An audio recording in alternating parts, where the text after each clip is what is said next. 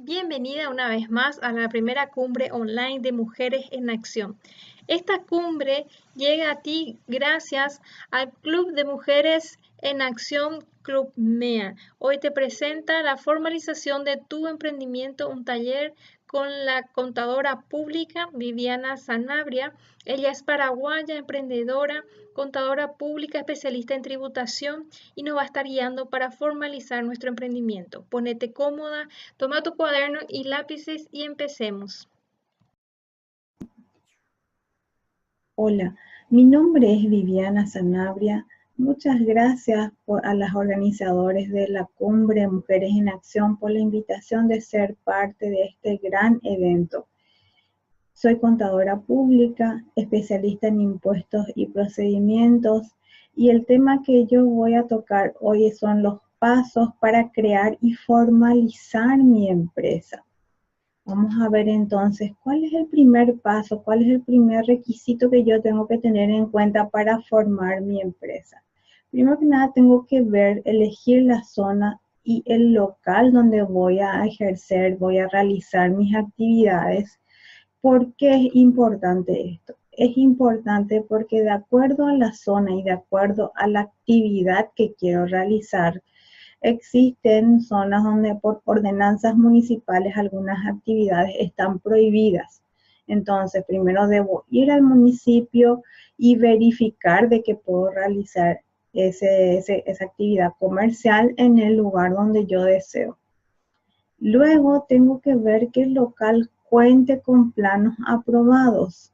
¿Qué va a pasar si es que no cuenta con planos aprobados? Cuando yo quiera quitar la habilitación del local, la municipalidad va a rechazar y la puede incluso clausurar y también multar a la empresa por no contar con todas las documentaciones. Por eso es importante verificar la zona si está habilitada para esa actividad y si el local cuenta con planos aprobados.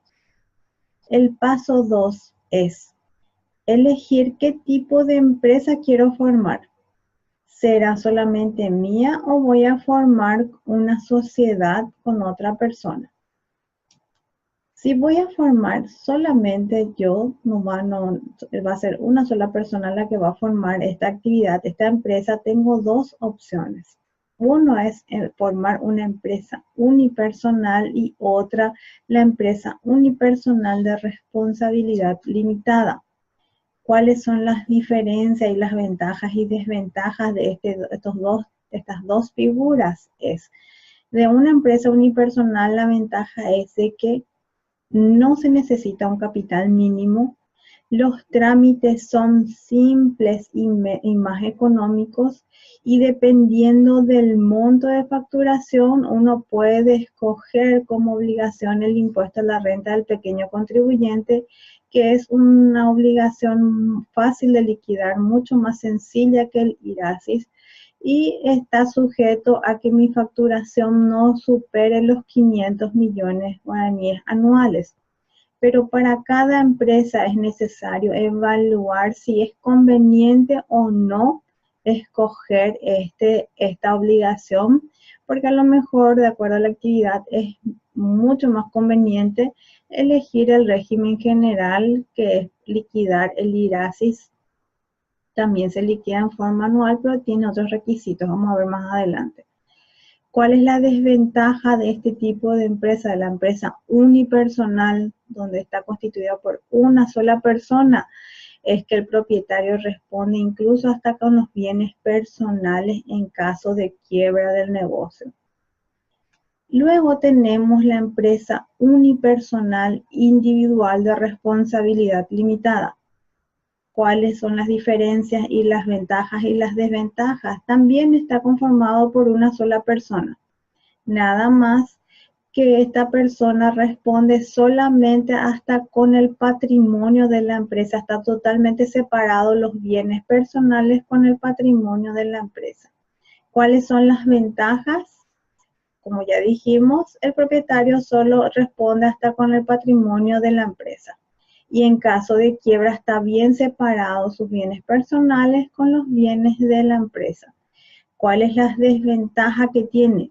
Que se necesita un capital mínimo, el costo de constitución es mucho más elevado que una empresa unipersonal y es necesario formalizar el contrato por escribanía y registrar en el Registro Público de Comercio.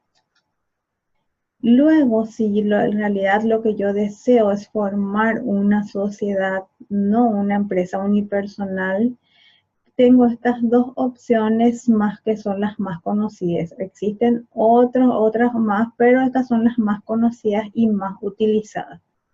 Una es la SA, la Sociedad Anónima, y otra es la Sociedad de Responsabilidad Limitada. Vamos a ver las ventajas y desventajas de cada una de ellas. Si yo formo una SA, la ventaja es que los accionistas son responsables, no son responsables por la actuación del directorio. Es fácil conseguir inversionistas, fácil colocar las acciones y la sociedad es totalmente independiente con respecto al patrimonio personal y el patrimonio que está en la empresa, que se limita al monto de las acciones de cada socio. ¿Cuál es la desventaja? Tiene un alto costo de la apertura y mantenimiento de las SA. También el excesivo número de trámites de apertura y de mantenimiento. Hace un tiempo la Abogacía del Tesoro quitó varias reglamentaciones donde obliga a la sociedad de responsabilidad de las SA a emitir ya acciones nominativas, ya no pueden ser acciones al portador, incluso aquellas que están todavía acciones al portador tienen hasta el año que viene para pasar a nominativas.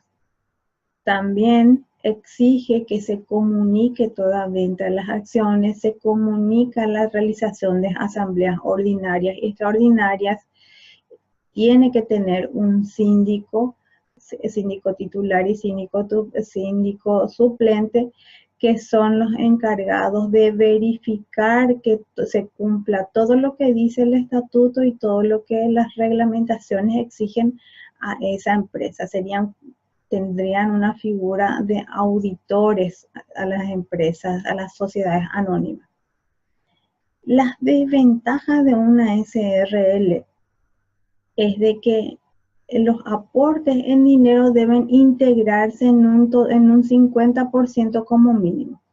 Este aporte en efectivo debe ser depositado en el Banco Nacional de Fomento y no se puede disponer de ellos hasta que se termine la constitución de la empresa y esté inscrito a los estatutos en el Registro Público de Comercio. Mientras tanto, no puedo disponer de ese dinero. Tiene que depositarse, ya como dijimos, en el Banco Nacional de Fomento.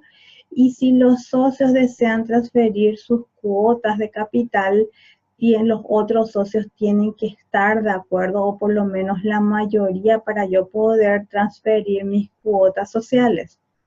Las ventajas que tiene el conformar una SRL es que no existe un capital mínimo. La constitución y mantenimiento es menos costosa en relación a una SA. No se requiere realizar asambleas anuales. La responsabilidad de los socios se limita a los aportes, a las cuotas sociales y no requiere síndico. Entonces tenemos ahí las ventajas y las desventajas de formar una SA o una SRL. En caso de que yo no voy a realizar una actividad comercial, sino que voy a realizar una actividad personal o profesional, entonces puedo adoptar cualquiera de estas dos figuras. Una, inscribirme solamente yo como profesional independiente, y otra es formar una sociedad para realizar mis actividades profesionales. Por ejemplo, yo quiero ejercer la contabilidad en sociedad con otro profesional contable o con otro tipo de profesionales para prestar servicios en forma integral en diferentes áreas. Entonces formo mi sociedad simple, pero la diferencia con las SA y la SRL es que en esta sociedad simple solamente puedo ejercer mi profesión, servicios personales. no puedo ejercer servicios, ofrecer servicios comerciales. En ese caso debería tributar otros impuestos. Vamos a ver más adelante qué impuestos implican este tipo, cada una de estas figuras. Bueno, ya elegí la zona donde voy a realizar mi actividad. Vi que tengo todo el plano aprobado. Ya elegí la forma que voy a hacerlo sola o en sociedad. Puede ser 2 o más personas. Y el paso 3 es solicitar el RUC ante la Subsecretaría de Tributación, más conocida por la SED. ¿Cuáles son los pasos para solicitar el RUC? Primero que nada, tengo que saber que a partir de que comienzo mis actividades, tengo 30 días para comunicar a la Subsecretaría de Tributación que he comenzado mis actividades comerciales o mis actividades profesionales. En caso de hacerlo en forma atrasada, la multa es más de 30 días, la multa es de 50.000 guaraníes. Primero que nada, tengo que solicitar la apertura del RUC vía web. Tengo que adjuntar los documentos requeridos. Vamos a ver al final cuáles son los documentos requeridos de acuerdo a cada actividad. Una vez que yo haya hecho la solicitud, la subsecretaría tiene que responderme en un plazo no mayor de 3 días, respondiendo convocándome, más bien dicho, a que yo presente los documentos ante la subsecretaría, vaya en forma personal para confirmar los datos que yo puse en la solicitud. Debo también llevar una boleta de ANDE, una boleta de SAP donde conste la cuenta corriente catastral. Es para verificar la dirección donde yo voy a realizar mi actividad comercial o profesional.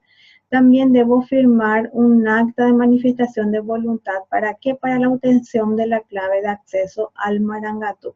El Marangatú es un software que la subsecretaría pone a disposición del contribuyente para realizar sus declaraciones juradas, para hacer cambios, para hacer comunicaciones y muchos otros trámites que la mayoría se encuentran en la plataforma Marangatú, pero muy pocas ya se realizan por ventanilla.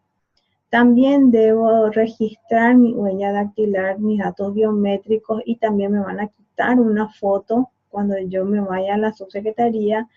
Debo participar de una charla informativa, una introducción a los tributos básicos, una noción básica de los tributos que voy a tener como obligación. Y como es una persona física la que está solicitando en este ejemplo, tiene que hacerlo en forma personal. A diferencia de las sociedades, aquí en este paso se agrega que tiene que ir un representante legal y este representante legal debe estar nombrado por la sociedad. Debe llevar también igualmente la boleta de ANDE, boleta de SAP, donde conste la cuenta corriente catastral. Le van a hacer también registrar los datos biométricos y también va a participar de la charla informativa. El paso número 4 es la solicitud de la patente municipal y como ya hablamos hace rato de la habilitación del local. Para solicitar la patente municipal, debo solicitarlo primeramente en el municipio donde está el local, donde yo voy a ejercer las actividades. Se debe solicitar también se debe solicitar en el municipio donde yo encuentro, estoy en la estación, en el establecimiento, y esta patente se paga en forma semestral. El monto de la patente varía de acuerdo al activo de la empresa. Además de la obligación de pagar la patente comercial en forma semestral, también existe la obligación de presentar los balances en forma anual. Este trámite no tiene costo, pero si yo no presento, tiene una multa, y una multa bastante elevada, si es que tenemos que olvidar de que existe esta obligación. Luego de tener la patente comercial, debo solicitar la habilitación del local. Para ello tengo que tener el plano aprobado, como dijimos inicialmente, y en caso de no contar con la habilitación, el municipio puede proceder a la clausura y a la aplicación de multas por operar sin la habilitación. Y en caso de que sea una actividad profesional, un servicio personal, cambia en coste y en los trámites. Se paga la patente profesional en forma anual, varía el monto de acuerdo al municipio, es muy diferente en un municipio, de un municipio a otro. Y en caso de ser una sociedad, siempre se pagan también en este concepto en forma anual. Estas actividades también debe contar los locales con la habilitación para poder ejercer los servicios personales y profesionales.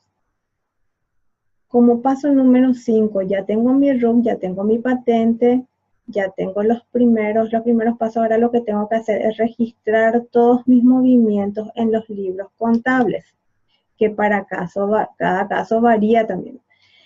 En una empresa unipersonal, la subsecretaría, como ya dijimos hace rato, me permite inscribirme bajo la obligación impuesta a la renta del pequeño contribuyente si mis facturaciones anuales no superan los 500 millones. Si en este caso la subsecretaría me permite llevar solamente el libro compras y libro ventas, y este libro no está obligado a estar rubricado. Sin embargo, leyendo la ley del comerciante, me dice que si el capital excede a los 1000 jornales, deben llevar las empresas libros contables. Entonces, se contradice ahí un poco con lo que dice la ley del comerciante y con lo que dice la subsecretaría, pero en este caso, como es un permiso expreso en las reglamentaciones de la subsecretaría, entonces nos acogemos a lo que dice esa reglamentación y nos inscribimos en el impuesto a la renta al pequeño contribuyente si mi facturación no excede esos 500 millones de guaraníes, y el libro que la subsecretaría me va a controlar es el libro de compras y libro de ventas. En caso de que yo voy a ejercer servicios personales, no el comercio, sino que voy a ejercer una profesión o un servicio personal, los libros obligatorios son libro de compras y libro de ventas. Pero ¿qué pasa si esta persona, aparte del IVA, como ya sabemos, las personas que ejercen su profesión, ya sea en relación de dependencia o en forma independiente, deben inscribirse en el impuesto a la renta personal en caso de que alcancen el rango no incidido. En ese caso, aparte del libro compras y libro ventas para liquidar el IVA, deben también registrar todas sus operaciones, ingresos y egresos en el software Aranduca, que está a disposición y rige a partir de este año 2018. Entonces, para servicios personales y servicios profesionales, en caso de que solamente tenga IVA, no haya llegado al rango no incidido, el libro es libro compras y libro ventas. En caso de que alcance el rango no incidido y tenga la obligación de pagar impuesto a la renta personal, entonces va a ser libro compras, libro ventas, y aparte llenar todos mis movimientos en el software Aranduca, y eso se presenta en forma anual en el sistema Marangatu. Paso número 6. Debo solicitar los permisos especiales, pero esto depende de la actividad que voy a realizar. Como por ejemplo, si voy a tener un local de comida, voy a manipular alimentos, el permiso especial que necesito para hacer esta actividad es un permiso en la INAM. Debo solicitar a la INAM. Si tengo un local donde voy a tener actividades nocturnas, debo pedir un permiso especial al Ministerio del Trabajo para realizar esa actividad en forma nocturna. Y si voy a realizar trabajos de artesanía, en este caso no es no es una obligación, pero sí hay una exoneración de impuestos para este tipo de actividades. Para poder gozar de esta exoneración, debo inscribirme en el Instituto Paraguayo de Artesanías. En caso de no inscribirme, no gozo de esta exoneración. El número del registro en este instituto debo poner en forma preimpresa en la factura, tiene que estar en un lugar visible y en caso de que no tenga tampoco puedo facturar en exenta esos productos. Pero este incentivo es solamente para los artesanos, los que realizan en forma manual los productos de artesanía. En el caso de que yo solamente compro y vendo estos productos, esta exoneración no rige, es solamente para los artesanos. Paso número 7. En caso de contar con funcionarios, hay una obligación más, en realidad dos, que es inscribirme como patronal en el IPS y en el Ministerio del Trabajo. Una vez que yo cuento con un funcionario, a partir de que el primer día de trabajo yo tengo la obligación de inscribirme como patronal en el IPS y también asegurar a ese funcionario en el Instituto de Previsión Social. ¿Qué es lo que yo voy a aportar? ¿Qué es lo que yo voy a hacer en el IPS? Me inscribo en el Instituto de Previsión Social y tengo la obligación de aportar por este funcionario el 16,5% sobre el salario mínimo y descontar al funcionario de su salario el 9% sobre el salario mínimo. Pero en caso de que este funcionario tenga un salario superior al salario mínimo, sobre ese monto voy a aplicar el descuento para el funcionario y también el aporte patronal del 16,5%. Se debe aportar por el total del salario del funcionario. Una vez que me inscribo en IPS, tengo 60 días para inscribirme en el Ministerio de Trabajo. Este trámite no tiene costo ante la institución, sí a la persona, obviamente, a la que me hace el trabajo de realizar esta inscripción, pero ante la institución no existe más que comprar un formulario, llenarlo y presentar los documentos que me requieran.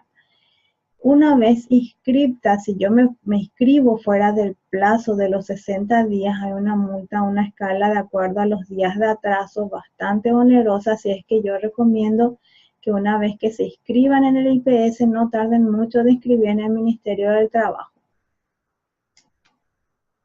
También en el Ministerio del Trabajo existe la obligación de comunicar todos los movimientos. En el IPS también, pero los plazos son diferentes. Vamos a ver, las entradas, salidas, permisos, a vacaciones, amonestaciones deben ser comunicadas ante IPS y el Ministerio del Trabajo. El plazo para la entrada, salida, permisos, amonestaciones en IPS es de 3 días, pero en el Ministerio del Trabajo es de 30 días. Las vacaciones se comunican solamente en el Ministerio del Trabajo, no se comunica en IPS. Entonces tenemos 30 días hábiles en el Ministerio del Trabajo para comunicar todos los movimientos del personal. En caso de no presentar estos movimientos, también existe una multa elevada, es una escala que va variando de acuerdo a los días de atraso de esta comunicación. En el Ministerio del Trabajo ya me inscribí, ya presenté todos los movimientos. Además de esto, debo presentar una planilla anual. Esta planilla en realidad son 3 planillas que se debo presentar en el mes de abril de cada año, del 1 al 30 de abril. Debo presentar el registro de obreros, el resumen de personas ocupadas y el registro de sueldos y jornales. Si yo no presento esta planilla, no tiene costo, pero si no presento, tiene una multa. Así es que es muy importante llevar los registros de libros laborales día a día y presentar en el mes de abril como corresponde para poder evitar cualquier multa y en caso de intervención, en caso de verificación, no ser multados por no tener todos estos requisitos. ¿Qué pasa Si es que viene una verificación al local donde yo estoy y tengo funcionarios y no le tengo inscrito en IPS, no le tengo inscrito en el Ministerio del Trabajo, el Ministerio procede, o el Instituto de Previsión Social proceden a la inscripción de oficio a estas personas. Esta inscripción de oficio es acompañado de multas y otros problemas que acarrean por el incumplimiento de estas normativas. Así que hay que tener mucho cuidado con esto porque no solamente hacen eso, sino que también piden muchísimas otras cosas para verificar de que estemos cumpliendo con nuestras obligaciones como patronal. Bueno, a partir de ahí ya tengo la inscripción en el RUC, ya tengo mi patente. En caso de contar con funcionarios, ya estoy inscripta en el IPS y Ministerio del Trabajo. Tengo ya la habilitación municipal y ahora tengo que saber qué impuestos voy a pagar de acuerdo a la actividad y de acuerdo a la forma en que me inscribí, de acuerdo a la forma que yo adopté. El primero que vimos es una empresa unipersonal, que va desde un guaraní hasta 500 millones de guaraníes.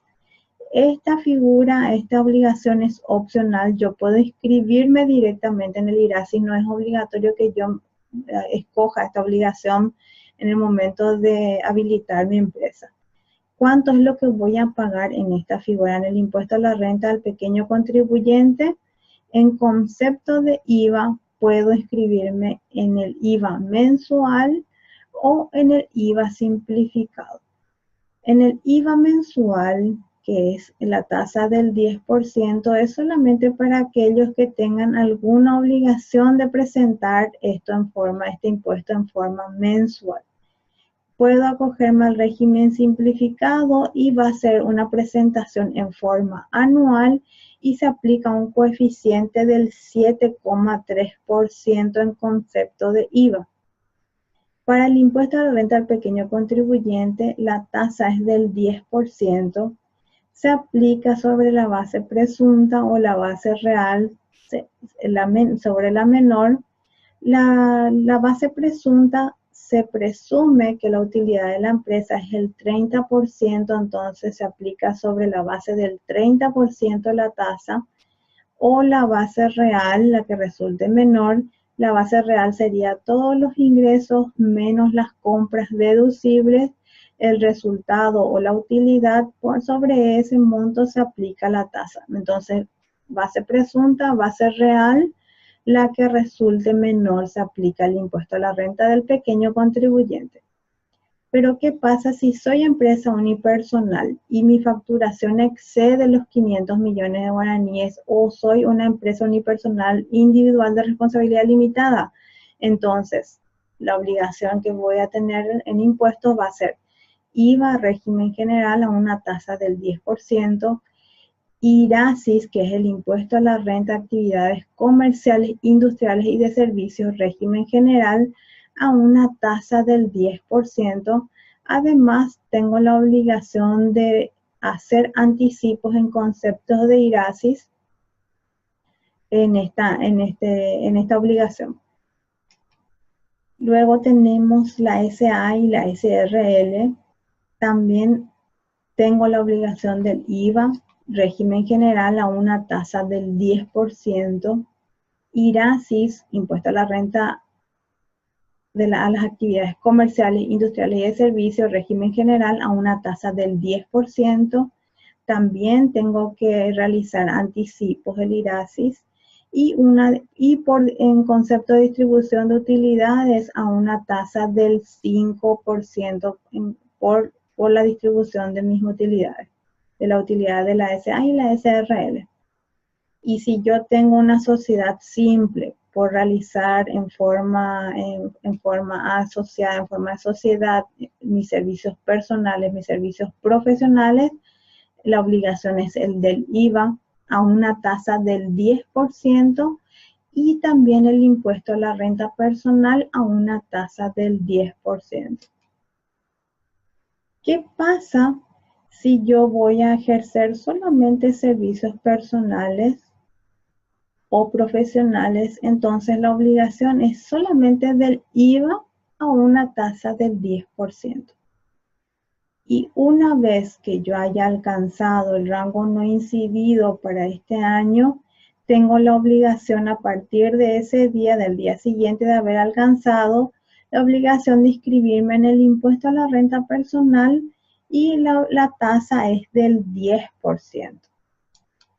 En resumen, entonces, tenemos primeramente el requisito de inscripción en la RUC, en la Subsecretaría de Estado de Tributación, inscripción en la municipalidad, en el municipio que corresponde, donde quede mi establecimiento, inscripción en la patronal desde el momento que yo tengo funcionarios a mi cargo, ya sea uno o más, a partir de uno ya tengo la obligación de inscribirme como patronal, y quienes estén en el régimen general deben solicitar matrícula del comerciante y rúbrica de los libros contables. Y por servicios personales o profesionales tenemos la obligación de llevar libro compras y libro ventas. Y a partir de tener la obligación del impuesto a la renta personal, tengo que llenar todos mis registros, todos mis ingresos y egresos en el software Aranduca y presentarlos en forma anual en el mes de marzo. Y de acuerdo a la actividad, debo ver si tengo la obligación de inscribirme en algún otro registro. Por ejemplo, como ya dijimos al principio, en caso de manipulación de alimentos, la obligación es de inscribirse en el INAM. Y si voy a realizar artesanía, voy a producir artesanías, entonces tengo una exoneración especial, me voy a inscribir en el Instituto Paraguayo de Artesanos. Bueno, eso es una pincelada de todas las obligaciones que yo tengo para formar mi empresa o realizar mis actividades, servicios personales o servicios profesionales. Como le dije antes, mi nombre es Viviana Sanabria, soy contadora pública, soy socia de Convergencia Comercial y algunas de las actividades que realizamos son capacitaciones tributarias, contables, laborales y de finanzas. También realizamos asesoramientos, contabilidades y trámites contables. Si desean contactar con nosotros, ahí tienen el correo vivisanabria@cc.com.pi y un WhatsApp para poder escribir y hacer sus consultas. Vamos a ver antes de terminar cuáles son los documentos que a mí me exigen para poder presentar, para habilitar mi RUC. Bueno, aquí tienen algunos de los requisitos para poder inscribir en el RUC. Esto pueden encontrar en la página de la subsecretaría, porque aquí clasifica de acuerdo al tipo de empresa que voy a formar los documentos específicos para cada uno de ellos y les voy a mostrar algunos. Persona física, si voy a crear mi empresa individual de responsabilidad limitada o condominio y sucesiones, necesito la cédula de identidad, pasaporte vigente de la persona física o del representante legal. Si voy a formar un condominio, sucesiones indivisas, persona física extranjera que necesita para inscribirse, y si voy a formar una sociedad, aquí tienen todos los requisitos. Además, también tenemos como prestadores, como comerciantes, tenemos también este beneficio que ofrece el Ministerio de Industria y Comercio, donde cada empresa puede inscribirse y solicitar su cédula MIPYMES. Al solicitar esta cédula MIPYMES, tiene estos beneficios. Tiene acceso a créditos blandos, apoyo en comercialización de productos y ferias en el mercado nacional e internacional, tasas preferenciales y certificados en las constancias del MIC, una tasa del 50% para micro y celeridad para MIPYMES en los registros, preferencias para ser proveedor del Estado, un régimen laboral simplificado, diferenciado en el Ministerio del Trabajo, en el IPS la misma cosa, También me realizan una página web en forma gratuita y potenciales beneficiarios de programas y ser parte de proyectos. También a capacitación y asistencia técnica, firma gratuita de abogados para matrículas de unipersonales y gestión de cédulas, capacitación, planes de negocio en el proyecto de mejoras en las capacidades de las empresas MIPYMES. Estos van a encontrar todos los requisitos en la página del Ministerio de Industria y Comercio en la sección de cédula MIPYMES. Bueno, eso es todo por hoy. Muchísimas gracias por habernos acompañado. Muchas gracias también a este evento y les deseo lo mejor. Cualquier consulta, estoy a las órdenes. Gracias por acompañarnos hasta aquí. Si tenés preguntas o comentarios, nos encantaría leer. Podés escribirnos acá abajo en los comentarios o enviarnos un correo en mujeresenaccionclub@gmail.com y nos vemos en el siguiente taller o charla. Éxitos en todo lo que emprendas.